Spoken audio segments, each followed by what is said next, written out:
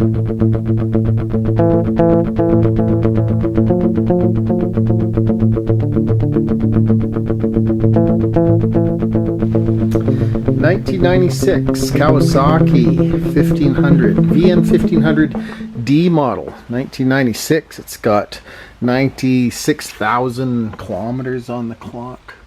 96,613. Anyways, 1500cc, not a little bike. He's got kind of cool setup on here. He's got some fishtail pipes, bags. He's got some custom paint going on, baby blue, with windshield, spotlights, white wall tires. So really classic looking bike. The first year of these were 88. They had horrible styling cues, of course, back then. 1988 Kawasaki Vulcan. But they went like a bat out of hell compared to these things. This is still a carbureted unit. It's got a petcock on the tank, as you can see, and there's a carburetor under there somewhere on the other side.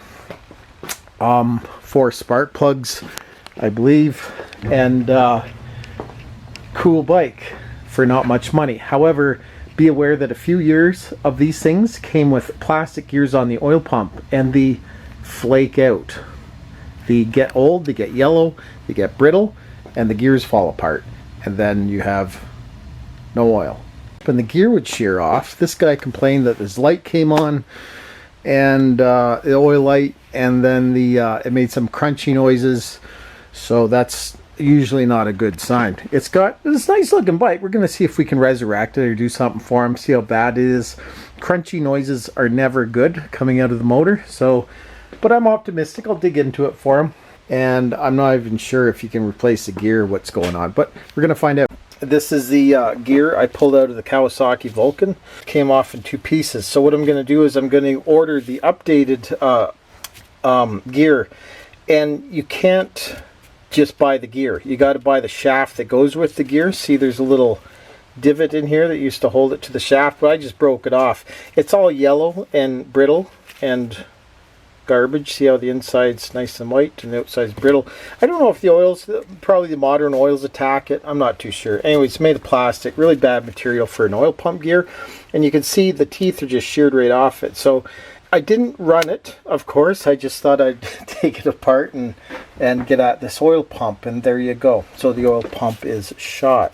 So the upgraded one is steel from Kawasaki, the one you order, but it comes with a shaft. So what I'm going to do is I'm going to mill off the shaft, center drill it, 12 millimeter to the shaft, put it on, and then I'm going to tack weld it to the shaft. Just a little progressions. Because otherwise you got to split the cases and put a new oil pump in, and that's just not economically feasible for them. So we're going to give that a try. I'm sure it'll work just fine. So this is what drives the pump, though, and off the end of the clutch, inside the clutch basket, it turns this, which indeed turns the gerotor pump, and this is what happens. So this was on the Kawasaki Vulcans. This was 2 or 3 years. Obviously 96, that was one of them. I think 97 and 98, and if you're the owner of one and you're kind of confused what shears, eBay is a good source for that. You can look up used oil pumps, and people actually take these out and sell them, and then it's kind of crappy because they kind of look like that. So anyways, get the steel one if you're going to upgrade it, and that's the headache with the 96 Kawasaki Vulcan. So looky here, I got the oil pump I ordered. I ordered a used oil pump for the VN1500 Vulcan off eBay, and I just ordered the whole pump. All I really wanted was the gear, but I wanted the pump because then I could take it apart and make sure there's 100% no rubber bits in there, which from my experience there never is. This is called a gerotor pump, and they use it in skid steers, equipment, hydraulics, big versions of this. It's a very well machined piece. $300 US. There's no gaskets or anything in this. Really good machining. That's why if you have any debris in your oil and it goes through this pump, the tight tolerances in the gear pump here, it's not a gear pump, it's a gerotor pump. It's also called a trapezoidal oil pump, I believe. Anyways, according to the Japanese workshop manuals, but that's neither here nor there. very tight tolerances in here. And if you have any diminished, if you have any debris that goes through here, then it diminishes your oil capacity. See if I can't just set this up here on this horrible little tripod. There we go. Well, that's not too bad. Okay, so this thing comes apart. I've already taken the screws out, and inside here you see there's this piece, and it goes in here, and then the shaft goes in, and there's a little pin in here, and it turns this shaft. See, there's a index mark in there. So basically what happens is that the oil gets drawn in by virtue of this thing just squishing the oil around, and it pumps it out. Something has went through here, and you can tell, see all the scoring, and there's scoring on the shoulders here.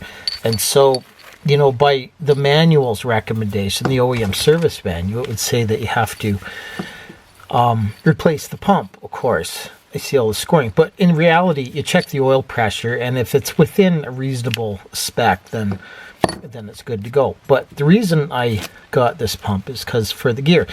So what I'm going to do with this gear is I'm going to drill out the center on a lathe, and I'm going to drill it to just under 12 millimeters. And there's already an existing shaft that comes out of here. So the old pump's a little different style. Look at this piece of crap. This is the plastic gear that came out of it. And this is what was driving the oil pump in the Vulcan. And you can see it's just torn right up. Old, crappy plastic. And so this is the same gear, except it's got a shaft. I'm going to drill it out a hair under 12 millimeter, put it on the shaft, and then tack weld it on. And it's important probably I get good penetration, of course, like any other weld. And I'm confident I can do that if I clean it up and shield all the parts from slag. It's basically an open cavity at this point underneath the clutch. So anyways, that's the oil pump. There's no gaskets in these things. That's one of the reasons why they're expensive. The very tight machining tolerances, just like brake calipers. Brake calipers are the same thing, very tight. So thought you might find that interesting, especially if you're a VN1500 Vulcan owner. 88 to 97, that's my understanding. It may be later models too, I'm not sure, but my understanding is 88 to 97. So if you own those, you might want to pull off your clutch and have a look-see underneath and get that gear replaced.